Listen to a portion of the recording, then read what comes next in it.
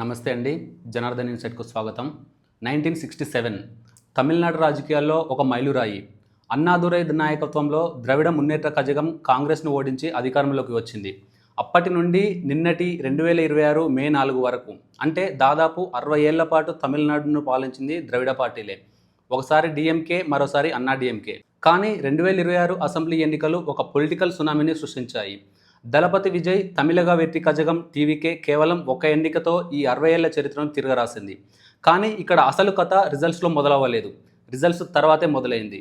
ఎందుకంటే ఎవరికీ మెజారిటీ రాలేదు. సీఎం స్టాలిన్ రాజీనామా చేశారు. తమిళనాడులో సింగిల్ లార్జెస్ట్ పార్టీగా టీవీకే నిలిచినప్పటికీ గవర్నర్ రాజేంద్ర ప్రభుత్వ ఏర్పాటుకు నో చెప్పడంతో ఆ పార్టీ అభిమానులు మండిపడుతున్నారు. ఈరోజు గవర్నర్ గారు విజయ్కి అపాయింట్మెంట్ ఇవ్వకుండా 118 మంది ఎమ్మెల్యేల సిగ్నేచర్ ఉంటేనే లోక్ భవన్లోకి రమ్మని చెప్పినట్టు వార్తలు వస్తున్నాయి. 2018లో కర్ణాటక బీజేపీ 104 సీట్లతో అతిపెద్ద పార్టీగా నిలిచింది. ఐఎన్సీ 80, జేడీఎస్ 37, అదర్స్ 3 సీట్లతో గెలిచారు. మెజారిటీ లేకపోయినా గవర్నర్ గారి పిలుపుతో యడ్యూరప్ప బీజేపీ లీడర్ సీఎంగా ప్రమాణం చేశారు. తమిళనాడులో మాత్రం గవర్నర్ గేమ్ స్టార్ట్ చేశారు అని ఆరోపిస్తున్నారు. రాజ్యాంగబద్ధ పదవులలో ఉన్నవారు ప్రజా తీర్పును గౌరవించాల్సిన అవసరం చాలా ఉంది. ప్రజా తీర్పును గౌరవించలేని వాళ్ళు ప్రజల తీర్పుని అగౌరవపరచడమే అని చెప్పుకోవచ్చు. స్టాలిన్ గారు ప్రజా తీర్పును గౌరవించి తన సీఎం పదవికి రాజీనామా చేసి ప్రతిపక్షంలోనే ఉంటా అని చెప్పడం మనం చూసాం. సో ఇప్పుడు బంతి గవర్నర్ కోర్టులో ఉంది. అసలు తమిళనాడులో ఏం జరుగుతోంది? విజయ్ ఈ మ్యాజిక్ ఎలా చేశారు? రాజ్యాంగం ప్రకారం ఇప్పుడున్న హంగ్ అసెంబ్లీ సంక్షోభాన్ని గవర్నర్ ఎలా డీల్ చేయాలి? ఈరోజు ఒక కంప్లీట్ డీప్ డైవ్ అనాలిసిస్ చేద్దాం. మనం ఈ వీడియోలో 5 చాప్టర్స్గా డీకోడ్ చేయబోతున్నాం. ఫస్ట్ వన్ వచ్చేసి the numbers and the shift in power. రెండవది వచ్చేసి the constitutional crisis hung assembly. మూడవది the governor versus state government equation. నాలుగవది the master stroke coalition dharna and national impact. Last వచ్చేసి ది రోడ్ ఎహెడ్. మనం ఇప్పుడు first chapter తీసుకున్నట్లయితే the numbers and the shift in power. ముందుగా ఈ డేటాను decode చేద్దాం. తమిళనాడు అసెంబ్లీ మొత్తం స్థానాలు 234, మ్యాజిక్ ఫిగర్ 118. టీవీకే 108 సీట్లు, డిఎంకే 59 సీట్లు, అన్నా డిఎంకే 47 సీట్లు, అదర్స్ మిగతా స్థానాలు. ఈ నెంబర్స్ వెనుక ఉన్న జియోగ్రాఫికల్ షిఫ్ట్ మనం అర్థం చేసుకోవాలి. అన్నా డిఎంకేకు కంచుకోట అయిన కొంగునాడు, ఇది వెస్ట్ తమిళనాడు, మరియు డిఎంకేకి బలమైన కావేరీ డెల్టా ప్రాంతాల్లో టీవీకే భారీగా సీట్లు కొల్లగొట్టింది. దక్షిణ తమిళనాడులో అయితే దాదాపు క్లీన్ స్వీప్ చేసింది. ఎందుకు ఇలా జరిగింది? ఫస్ట్ వన్ వచ్చేసి ది వ్యాక్యూమ్. జయలలిత, కరుణానిధి మరణం తర్వాత ఆ రెండు పార్టీల్లో సరైన చరిష్మా ఉన్న మాస్ లీడర్ లేకపోవడం. రెండవది వచ్చేసి anti incumbency and corruption. DMK పాలనపై ఉన్న వ్యతిరేకతను ఈసారి అన్నా డిఎంకే క్యాష్ చేసుకోలేకపోయింది. ప్రజలు పాత ఆల్టర్నేటివ్స్ కాకుండా కొత్త నాయకత్వం కోసం చూశారు. మూడవది వచ్చేసి విజయ్స్ గ్రౌండ్ వర్క్. ఇది రాత్రికి రాత్రి వచ్చిన సక్సెస్ కాదు.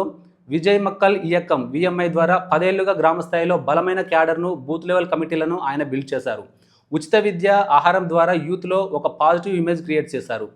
చాప్టర్ నెంబర్ 2 వచ్చేసి the constitutional crisis hung assembly. ఇప్పుడు మనం పాలిటీ కోణంలోకి వెళ్దాం. గ్రూప్స్ లాంటి ఎగ్జామ్స్కి ప్రిపేర్ అయ్యే వాళ్ళు ఈ కాన్సెప్ట్ని బాగా నోట్ చేసుకోండి. తమిళనాడులో ఇప్పుడు ఏర్పడింది హంగ్ అసెంబ్లీ. అంటే ఏ ఒక్క పార్టీకి లేదా ప్రీపోల్ అలయన్స్కి స్పష్టమైన మెజారిటీ రాకపోవడం. ఇక్కడే రాష్ట్ర గవర్నర్ పాత్ర అత్యంత కీలకంగా మారుతుంది. మన రాజ్యాంగంలోని ఆర్టికల్ 164 సబ్ క్లాస్ 1 ప్రకారం ముఖ్యమంత్రిని గవర్నర్ నియమిస్తారు. మెజారిటీ ఉన్నప్పుడు ఇది చాలా సింపుల్. కానీ హంగ్ అసెంబ్లీ వచ్చినప్పుడు గవర్నర్కు ఉండే స్వేచ్ఛను డిస్క్రిషనరీ పవర్స్, విచక్షణాధికారాలు అంటారు. మరి గవర్నర్ ఎవరిని ఆహ్వానించాలి? దీనికోసం మనం సర్కారియా కమిషన్ మార్గదర్శకాలను చూడాలి. ఈ సర్కారియా కమిషన్ 1983లో వచ్చిన కమిషన్. స్పష్టమైన ఆర్డర్ ఆఫ్ ప్రిఫరెన్స్ ఇచ్చింది ఈ కమిషన్. అది ఒకటవది వచ్చేసి ప్రీపోల్ అలయన్స్కు మెజారిటీ ఉంటే వాళ్ళనే పిలవాలి. ఇక్కడ లేదు. రెండవది వచ్చేసి సింగిల్ లార్జెస్ట్ పార్టీ, అత్యధిక స్థానాలు సాధించిన పార్టీ. ఇక్కడ 108 సీట్లతో టీవీకే ఉంది. మూడవది పోస్ట్ పోల్ అలయన్స్, ఎన్నికల తర్వాత ఏర్పడిన కూటమి. కాబట్టి రాజ్యాంగబద్ధంగా గవర్నర్ ముందుగా దళపతి విజయ్నే ప్రభుత్వానికి ఏర్పాటు చేయడానికి ఆహ్వానించాలి. ఆ తర్వాత మాజీ సీఎం ఎస్ఆర్ బొమ్మాయి కేసు 1994.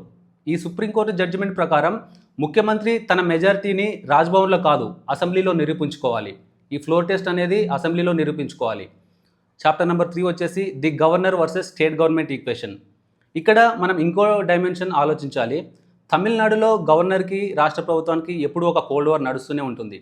గతంలో గవర్నర్ ఆర్ఎన్ రవికి సీఎం స్టాలిన్కు మధ్య జరిగిన వివాదాలు మనకు తెలుసు. ఆర్టికల్ 200 ప్రకారం అసెంబ్లీ ఆమోదించిన బిల్లులను గవర్నర్ తొక్కిపెట్టడం, అసెంబ్లీలో ప్రభుత్వం రాసేసిన ప్రసంగాన్ని చదవకపోవడం లాంటివి మనం చూసాం. ఇప్పుడు విజయ్ సీఎం అయిన కేంద్రంలో ఉన్న ప్రభుత్వానికి, గవర్నర్కు మరియు కొత్తగా వచ్చిన ఈ ప్రాంతీయ పార్టీకి మధ్య కోఆర్డినేషన్ ఎలా ఉండబోతుంది? ఒకవేళ గవర్నర్ నిర్ణయాలు వ్యతిరేకంగా ఉంటే విజయ్ ఎలా ఫైట్ చేస్తారు అనేది భవిష్యత్తులో చాలా ఇంట్రెస్టింగ్గా మారబోతుంది. నెక్స్ట్ 4th చాప్టర్ చూసుకున్నట్లయితే ది మాస్టర్ షో కోయలేషన్ ధర్మ అండ్ నేషనల్ ఇంపాక్ట్. విజయ్కు కావాల్సింది ఇంకా 10 సీట్లు. ఇక్కడ ఆయన తన పొలిటికల్ బ్రెయిన్ వాడారు. డిఎంకే కూటమిలో ఉన్న జాతీయ పార్టీ కాంగ్రెస్ని తన వైపు తిప్పుకున్నారు. వాళ్ళకి కొన్ని మంత్రి పదవులు ఆఫర్ చేయడం ద్వారా ఎవరి మీద ఆధారపడకుండా ఒక స్టేబుల్ గవర్నమెంట్ ఫామ్ చేసే నంబర్ తెచ్చుకున్నారు. ఇది నేషనల్ ఇంపాక్ట్ ఎలా ఉండబోతుంది? కాంగ్రెస్తో చేతులు కలపడం ద్వారా విజయ్ నేరుగా ఇండియా బ్లాక్లోకి అడుగుపెట్టినట్టే. సౌత్ ఇండియాలో బలపడాలి అనుకుంటున్న ఎన్డీఏకు ఇది ఒక చెక్ పెట్టినట్టే. ఒక ప్రాంతీయ పార్టీ జాతీయ పార్టీతో కలిసి సంకీర్ణ ప్రభుత్వం నడపడం అంటే కత్తి మీద సామే.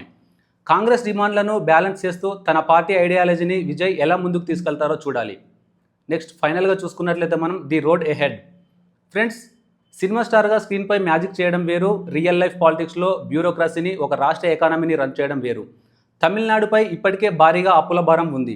సంక్షేమ పథకాలు, మౌలిక సదుపాయాల మధ్య బ్యాలెన్స్ చేయడం కొత్త ప్రభుత్వానికి అతిపెద్ద సవాలు. మీరేమనుకుంటున్నారు? విజయ్ ద్రవిడ రాజకీయాలకు ప్రత్యామ్నాయంగా ఒక కొత్త తమిళ మోడల్ను తీసుకురాగలరా?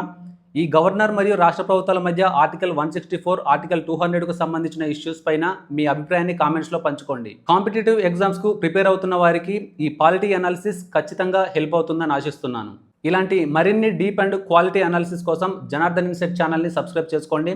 నోటిఫికేషన్ బెల్ ఆన్ చేసుకోండి. జై హింద్.